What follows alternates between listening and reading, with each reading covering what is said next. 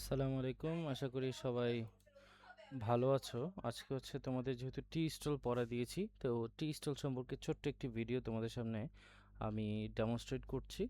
আশা করি জিনিসটি কাজে লাগবে। আর তোমরা যে যে বই থেকে পড়ো কোনো অসুবিধা নেই, চাইলে এটাও ফলো করতে পারো। আমি এটিও হোয়াটসঅ্যাপ গ্রুপে তোমাদের সাথে শেয়ার করে দিব।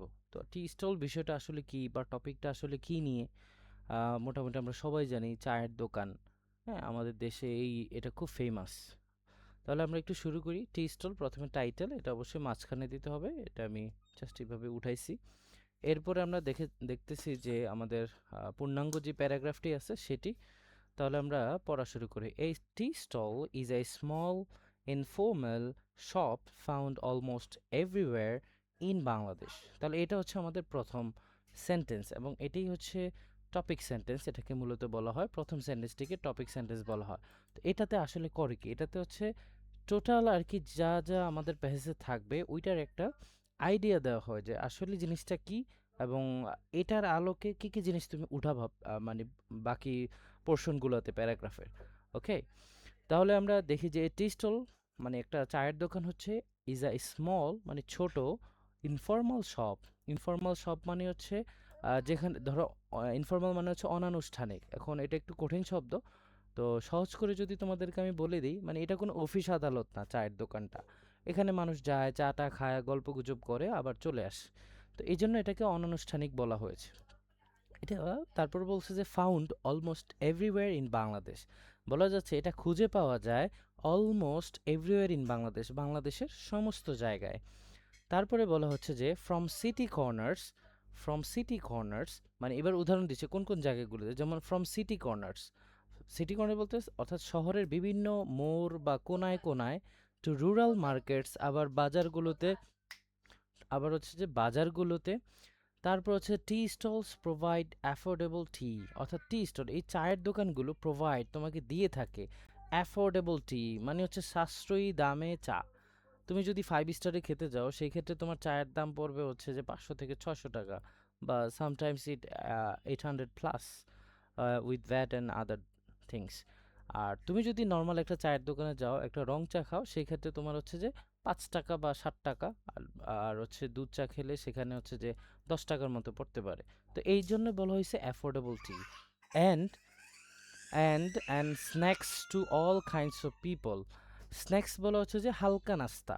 এটা হচ্ছে সমস্ত ধরনের মানুষের জন্য এই হালকা নাস্তার ব্যবস্থাটা মূলত এই চায়ের দোকানে পাওয়া যায়। তারপর আমরা দেখি টিপিক্যাল টি স্টল। টিপিক্যাল বলতে এখানে সাধারণ বা প্রচলিত, অর্থাৎ আমরা আমাদের দেশে যে ধরনের চায়ের দোকানগুলো দেখতে পাই এগুলো has a tin or bamboo roof. বলা হচ্ছে এটার যে ছাদটা, রুফ মানে হচ্ছে ছাদ, এটা দুইটা ধরনে আসলে হয়ে থাকে সাধারণত। একটা হচ্ছে হয় এটা টিন দিয়ে তৈরি হয়, আর না হলে হচ্ছে কি বাঁশ দিয়ে তৈরি হয়, বাঁশের। তারপর হচ্ছে এ উডেন কাউন্টার। তারপর হচ্ছে ওর একটা মানে কাউন্টার টাইপের থাকে, মানে দোকানের সামনে ছোট্ট একটা টেবিল থাকে, যেখানে বসে আর কি সে চাটা বানায় এই টাইপের আর কি। মানে অর্থাৎ সোজা হিসাবটা হচ্ছে যে তোমার চায়ের দোকানে আসলে থাকেটা কি এই জিনিসটার বর্ণনাটা মূলত দিচ্ছে। And a simple benches or stools for customers, অর্থাৎ যারা কাস্টমার তাদের জন্য আসলে তাদের বসার ব্যবস্থা কেমন থাকে। আমরা চায়ের দোকানে যেটা দেখি স্বাভাবিকভাবে কাঠের তৈরি কিছু বেঞ্চ থাকে, খুবই নর্মাল, একবারে নড়াচড়া করে অনেক সময় ভেঙে যাবে এমন অবস্থা থাকে, অনেক পুরনো থাকে, ওই জিনিসগুলোর কথা বলছে। তারপর বলছে the main attraction is always the fresh hot tea often served in small cups or glasses.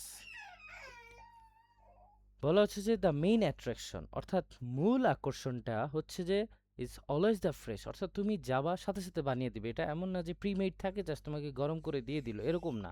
Fresh fresh চাটা দিবে, ঠিক আছে। তারপর হচ্ছে হট টি একেবারেই গরম থাকে, often served in small cups or glasses.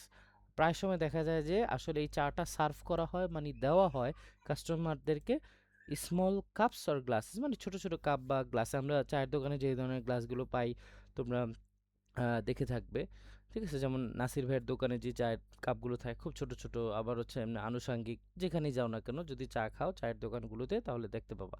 তারপর বলা হচ্ছে অ্যালং সাইড টি, অর্থাৎ চায়ের পাশাপাশি। অ্যালং সাইড মানে হচ্ছে পাশাপাশি, এই যে দেওয়া আছে কঠিন শব্দগুলোর বাংলাগুলো তুলে দিয়েছি আমি এখানে যাতে তোমাদের বুঝতে বা পড়তে সুবিধা হয়। মানে চায়ের পাশাপাশি স্টলস মানে দোকানগুলো ইউজুয়ালি সাধারণত অফার আইটেমস লাইক মানে শুধু যে চা বিক্রি করে নট লাইক দেন এখানে আরও কিছু জিনিস আমরা পাই ওই যে আগেও বলছিল যে চায়ের পাশাপাশি আমরা স্ন্যাক্স খেতে পারি তো এখানে চায়ের পাশাপাশি সাধারণত যে জিনিসগুলো এই চায়ের দোকানে আমরা পেয়ে থাকি তার মধ্যে আছে যেমন বিস্কিটস আছে তারপর তোমার কেকস আছে সিঙ্গারা সমোসাস অ্যান্ড সামটাইমস ইভেন সিগারেটস তো এই জিনিসগুলো পাওয়া যায় তারপর বলা হচ্ছে পিপল ভিজিট টি স্টলস মানে মানুষ টি স্টলে যায় throughout the day for a quick break মানে দেখা গেছে থ্রু আউট মানে এই যে সারাদিন জুড়ে অর্থাৎ থ্রু আউট দ্য ডে সারাদিন ধরেই মানুষ আসলে চায়ের দোকানগুলোতে যায় তুমি দেখবা যে অল দ্য টাইম মানে চায়ের দোকান ব্যস্ততা থাকবেই ব্যস্ততাপূর্ণ থাকবেই এই জন্য আর কি এটা বলা হয়েছে ফর আ কুইক ব্রেক মানে দ্রুত একটা ব্রেক অর্থাৎ ধরো সাপোজ আমি যদি আমাদেরকে দিয়ে উদাহরণ দেই তোমার আহ, প্রচণ্ড পরিমাণ ক্লাস এখন একটা ক্লাস গ্যাপ আছে আমি একটু সাপোজ চা খেয়ে আসলাম হ্যাঁ এরকম আর কি মানে একটা একটা ব্রেক এখানে আমি একটু ব্রেক নিলাম বিরতি নিলাম রিল্যাক্সেশন এটা কিঞ্চিত তোমাকে রিল্যাক্স করবে বিশ্রাম দিবে অ্যান্ড কনভারসেশন এবং সেখানে দেখবা প্রচুর পরিমাণে কথাবার্তা হয় চায়ের দোকানগুলোতে কেমন তারপরে আমরা দেখি যে students office workers rickshaw pullers and elderly people gather here অর্থাৎ শুধু যে এক ধরনের মানুষই এখানে যায় নট লাইক দ্যাট এখানে আমরা দেখতে পাচ্ছি যে স্টুডেন্টরা যায় তারপর হচ্ছে যে তোমার অফিস ওয়ার্কার্সরা যায় রিক্সা পুলার যারা আছে রিক্সা চালক তারা অ্যান্ড এলডারলি পিপল যারা বয়স্ক মানুষ আছে তারা গ্যাদার একত্র হয় হিয়ার অর্থাৎ এই চায়ের দোকানে একত্র হয় টু চ্যাট অ্যাবাউট বেশ কিছু বিষয় নিয়ে তারা কথা বলে যেমন আমরা দেখতে পাচ্ছি লোকাল নিউজ অর্থাৎ আঞ্চলিক বিভিন্ন খবর নিয়ে স্পোর্টস খেলাধুলা নিয়ে যেমন বর্তমানে সবচেয়ে বেশি হট টপিক হচ্ছে তোমার ফিফা ওয়ার্ল্ড কাপ এগুলো নিয়ে দেখবা চায়ের দোকানে খুব কথাবার্তা হয় অর ন্যাশনাল ইস্যুস জাতীয় কোনো বিষয় নিয়ে যেমন আমরা দেখতে পাচ্ছি যে সংসদে অনেক বিষয় নিয়ে কথাবার্তা হয় এই সংসদের বিষয়গুলো দেখবো আবার চায়ের দোকানে অনেকে আলোচনা করতেছে যে হ্যাঁ এই মন্ত্রী এইভাবে বললে ঠিক ছিল এই এমপি এইভাবে বললে ঠিক ছিল এটা ভালো হয়েছে হ্যাঁ তো এই কথাগুলো আর কি তারপর হচ্ছে যে ফর মেনি আরও অনেক কিছুই যেমন তোমার দেখা গেছে এই tea stall is also a place অর্থাৎ এটা এমন একটা জায়গা টু মেক ফ্রেন্ডস যেখানে তুমি বন্ধু বানাতে পারবে অর্থাৎ তুমি কথা মানে যখন বিভিন্ন টপিক নিয়ে কথা বলবে তখন দেখবে যে তোমার টাইপেরও কিছু মানুষ পাওয়া যায় যে তোমার মতকে সাপোর্ট করে এবং ওই অনুযায়ী কথা বলে তো এরা এরা একসময় দেখা গেছে তোমার বন্ধু হয়ে যায় অ্যান্ড ডিসকাস ইম্পর্টেন্ট ম্যাটার্স এবং সেখানে অনেক গুরুত্বপূর্ণ বিষয় নিয়ে অনেকে কথাবার্তা বলে সাপোজ অফিসের কোনো বিষয় নিয়ে কথাবার্তা বলা কোনো প্রবলেম সলভিং নিয়ে কথাবার্তা বলা চায় খাওয়ার পাশাপাশি এই হচ্ছে বিষয়গুলো তারপর সে দেখো আমরা দেখি যে the prices are very reasonable অর্থাৎ চায়ের দোকানের যে চাগুলো আমরা দেখতে পাচ্ছি বা যে কোনো আইটেমে আছে ওখানে কিন্তু খুব বেশি না 5 10 20 30 এর মধ্যেই সমস্ত আইটেমগুলো থাকে তারপর বলেছে so even those with little money can enjoy a hot drink and a snack অর্থাৎ যার কাছে খুব অল্প পরিমাণ টাকাও আছে সেও কি করতে পারবে can enjoy a hot drink অর্থাৎ সেও গরম গরম চা খেতে পারবে অ্যান্ড আ স্ন্যাক অর্থাৎ হালকা নাস্তা যেটা অর্থাৎ এখানে কেক হইতে পারে বিস্কিট হইতে পারে ওই জিনিসগুলো তারপর বলছে যে টি স্টলস আর অলসো ইম্পর্টেন্ট অর্থাৎ চায়ের দোকানগুলো গুরুত্বপূর্ণ ফর দ্য লোকাল ইকোনমি অর্থাৎ আঞ্চলিক অর্থনীতি বলতে কি বোঝানো হয়েছে দেখো সাধারণত যে চায়ের দোকানগুলো আমরা আমাদের দেশে দেখতে পাই গ্রাম অঞ্চল বলো আর শহরের বিভিন্ন সাইডের দোকানগুলো বলো এগুলো কিন্তু সরকারকে কোনো ধরনের ট্যাক্স দেয় না ওরা লোকালি বসতেছে জাস্ট কিন্তু এই চায়ের দোকানের মাধ্যমেই দেখা গেছে ওরা ওদের অর্থনীতির চাকাকে সচল রাখে অর্থাৎ তারা তাদের পরিবারের ভরণ পোষণের দায়িত্ব নিচ্ছে তো এই জিনিসগুলো এখানে বলতেছে পাশাপাশি আরও কি করে প্রোভাইডিং জবস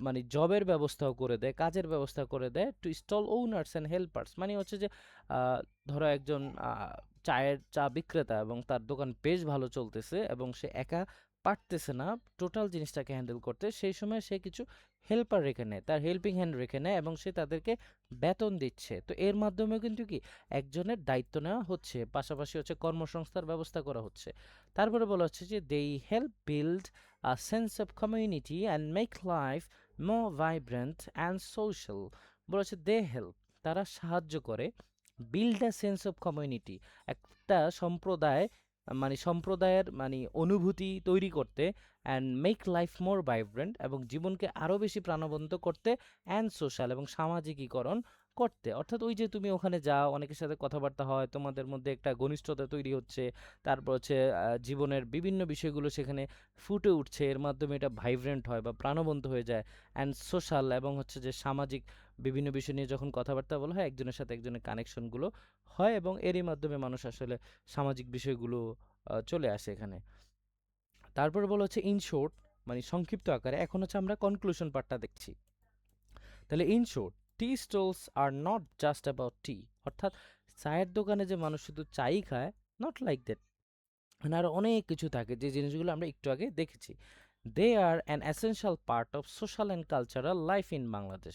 বলছে they are an essential part, এগুলো হচ্ছে খুবই অপরিহার্য প্রয়োজনীয় বিষয় of social and cultural life in Bangladesh, বাংলাদেশে সামাজিক এবং সাংস্কৃতিক জীবনে খুবই অপরিহার্য প্রয়োজনীয় একটা বিষয়। কোনটা? এই যে চায়ের দোকানগুলো। তাহলে এই ছিল আমাদের মোটামুটি টি স্টল প্যারাগ্রাফটি। আশা করি তোমরা খুব ভালোভাবে বুঝতে পেরেছো, এখান থেকে তোমরা একটা আইডিয়া পাবা, লিখতে পারবা। আর তোমরা তোমাদের যে বই আছে তোমরা সেখান থেকে পড়ে নিও, কোনো প্রবলেম নাই। এটি মূলত নেওয়া হয়েছে এই যে আমাদের এসিএস এসিএস যেই ওয়েবসাইটটি আছে সেখান থেকে 250 ওয়ার্ডসের একটি প্যারাগ্রাফ। আশা করি তোমরা বুঝতে পেরেছো। তাহলে ভালো থাকো এবং পড়ো। সেই পর্যন্ত ইনশাল্লাহ নেক্সট ক্লাসে দেখা হবে। আল্লাহ হাফিজ।